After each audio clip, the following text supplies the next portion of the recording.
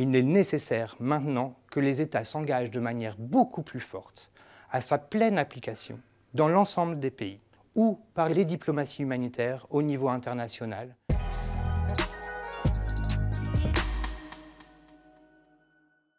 Nous sommes donc dans un cercle vicieux des conflits et de la faim. D'un côté, nous avons des conflits multiples dans plein de régions du globe qui entraînent des besoins énormes sur les populations.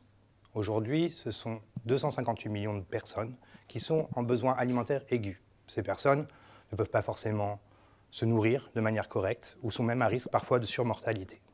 85% d'entre elles sont dans des pays en conflit. On peut citer par exemple le Yémen, le Nigeria, le Somalie ou le Soudan.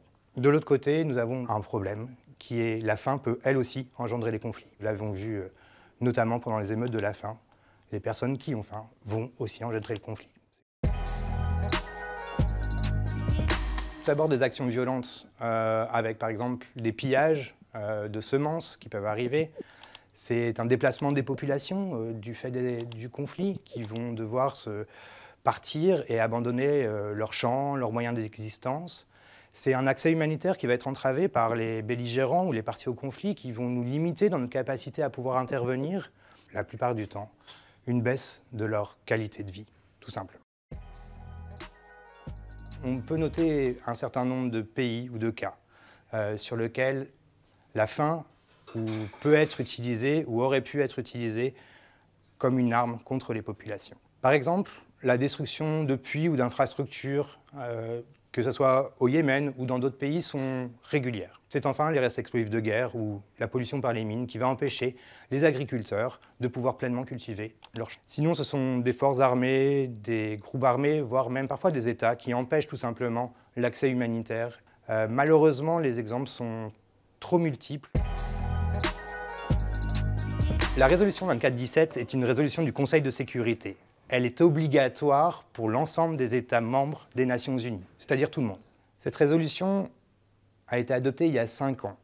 Elle prévoit un certain nombre de dispositions obligatoires par les États. Elle reconnaît d'abord que la famine ou la faim ne peut pas être utilisée dans aucune circonstance comme une arme de guerre. Ensuite, elle interdit à tout État ou tout belligérant dans les conflits de cibler ou de détruire des infrastructures essentielles aux populations, à leur survie alimentaire. Enfin, elle demande aux États, plus précisément, d'assurer un accès humanitaire sans entrave à toutes les populations dans le besoin.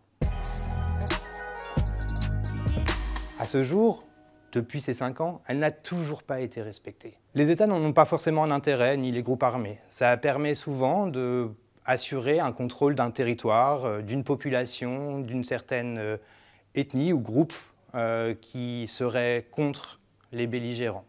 Ça permet donc de contrôler les populations et puis d'assurer aussi une mainmise sur les récoltes, sur les céréales et donc des apports économiques pour engager le conflit.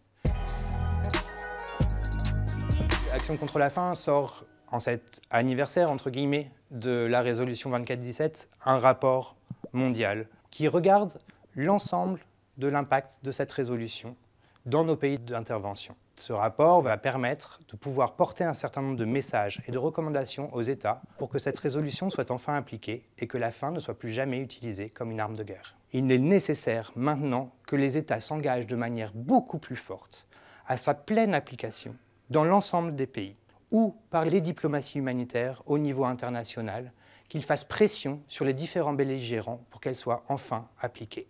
Il faut aussi assurer maintenant que les populations puissent avoir accès de manière claire à une aide humanitaire de qualité. Et il faut que les États le soutiennent, tant en enlevant les barrières pour les humanitaires et ensuite en finançant les projets nécessaires à la réponse humanitaire.